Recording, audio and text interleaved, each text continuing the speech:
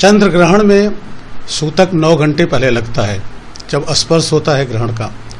ग्रहण का स्पर्श 1:05 रात्रि में हो रहा है, यानी 28 की अर्धरात्रि के बाद।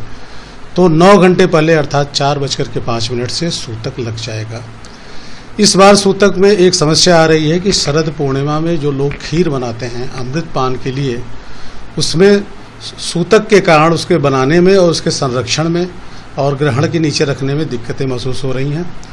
कुछ लोगों ने तो इसका त्याग कर दिया है क्योंकि यह एक आयुर्वेदिक औषधीय परंपरा है, इससे पूजा से मतलब नहीं है। फिर भी जो लोग खीर बना रहे हैं वो उसमें कुश या तुलसी का पत्र डाल करके उसको संरक्षित कर सकते हैं और बना सकते हैं। और बेहतर होगा कि वो 1 बजे रात्रि 1:05 के पहले उसको हटा लें, क्योंकि वो प्रत्यक्ष ग्रहण के प्रभाव में न रहे। जैसा कि मैंने अभी बताया कि ये वर्ष का जो चंद्र ग्रहण है, ये भारत में इकलौता ग्रहण है इस वर्ष का जो दिखाई पड़ेगा। इसके पहले 3 ग्रहण लग चुके हैं, 2 सूर्य ग्रहण और 1 चंद्र ग्रहण, जो कि भारत में न दिखाई पड़े थे, न उनका कोई सूतक की गणना थी, न उनका कोई प्रभाव था। यह ग्रहण थोड़ा सा अपने आप में एक अलग महत्व रखता है, क्योंकि यह मेष राशि में, जहां राहु मेष राशि को छोड़ने वाला है, यानी राहु के कारण जो गुरचंडाल योग था वो खत्म होने वाला है, उस समय यह लग रहा है। 30 साल के बाद शरद पूर्णिमा को पर यह ग्रहण लग रहा है। राशियों पर इसका बहुत प्रभाव पड़ेगा, केवल ग्रहण का ही नहीं। ग्रहण तो राहु केतु कारण लगता ही है, राहु और केतु अपनी राशि भी छोड़ रहे हैं ठीक सवेरे अगले दिन, यानी वो अभी तक मेष और तुला में थे, अब वो कन्या और मीन में चले जाएंगे। इसलिए ज्योतिषियों के लिए बड़ी गणनाएं करनी पड़ रही हैं। और ये ऐसा ग्रहण है जिसमें बृहस्पति भी उसके चपेट में है, और ज़्यादा नुकसान ये करेगा मेष राशि, वृष राशि, सिंह राशि और मकर राशि को। बाकी को ये काफ़ी कुछ लाभ देगा, किसी को शिव प्राप्ति, किसी को धन प्राप्ति। हाँ, तुला के लिए भी ये थोड़ा सा पत्नी को उसके कष्ट दे सकता है। प्रिकॉशन के लिए देखिए, हर समय ये बताया जाता है कि सूतक के बाद और ग्रहण तक आप खाना न खाएं। सूतक के बाद और ग्रहण तक आप कोई मूर्ति आदि को न छुएं। लेकिन पूजा पाठ की मनाही नहीं है, बल्कि ये कहा गया है कि जब ग्रहण स्पर्श हो जाए, जब तक मोक्ष न हो, उसमें स्नान करके आप उन मंत्रों का जप करें जो आपके गुरु ने दिया है, या और सूर्य, चंद्रमा, राहु, केतु के भी मंत्रों का जप किया जाना चाहिए, क्योंकि ये चारों ग्रह ग्रहण में सीधे प्रभावित होते हैं।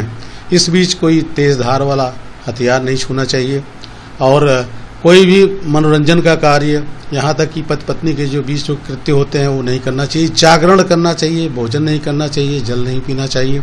सूतक के साथ ही केवल जो गर्भस्थ शिशु वाली महिलाएं हैं, या बालक हैं, या वृद्ध हैं, या रोगी हैं, उनको छूट दी गई है। तो इसमें जो आपने भी बचत के लिए बात की, राहु के लिए लोग नारियल और थोड़ा सा अनाज और कुछ पुराने कपड़े बाहर निकाल देते हैं, जो सवेरे किसी गरीब को, डोम आदि को वो दान कर दिया जाता है या नदी में प्रवाहित किया जाता है। ये सब कृत्य इस समय किए जाने चाहिए।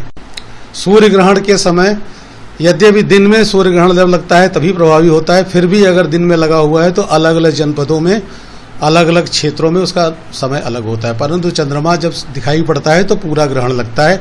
पूरे भारत में एक ही समय पूरा ग्रहण लग रहा है, वह है 1:05 रात्रि में, और ये खत्म होगा 2:24 रात्रि में। इसी समय पूर्णिमा भी खत्म हो जाएगी। इसका जो मध्य होगा वो 1:44 पर होगा। तो जो पूजा आदि का जो कृत्य है वो जागरण करके रात्रि में 1:05 से लेकर के 2:24 तक करना चाहिए। स्नान ग्रहण के पहले भी किया जाता है और ग्रहण के बाद भी किया जाता है। मंत्रों का जब बीच में करते हैं, कभी कभी हवन भी किए जाते हैं, लेकिन हवन विशेषकर सूर्य ग्रहण में किए जाते हैं उन मंत्रों से। जिन राशियों को राशि जैसा कि बताया कि मेष राशि पर यह ग्रहण लग रहा है, तो मेष और तुला को तो सीधे प्रभावित कर रहा है, और वृष राशि को भी प्रभावित कर रहा है, तथा उसके साथ साथ मकर और कन्या राशि इसके प्रभाव में आ रहे हैं। बाकी राशियों को यह लाभ दे रहा है, किसी को धन लाभ दे रहा है, किसी का मान सम्मान लाभ दे रहा है। जिनको नुकसान पहुंचा रहा है उनको मैंने पहले ही नाम ले लिया। उनको क्या करना चाहिए? उनको विशेषकर राहु की, केतु की या कि मंत्रों से उनकी पूजा करनी चाहिए, या सूर्य या चंद्रमा का पूजा करना चाहिए। अगर वो भी नहीं समझ में आ रहा है, अगर वो गायत्री मंत्र का पाठ करते हैं तो लगातार गायत्री मंत्र का पाठ करें। राहु की पूजा इससे विशेष महत्व की होती है, क्योंकि चंद्र ग्रहण राहु ही लगाता है।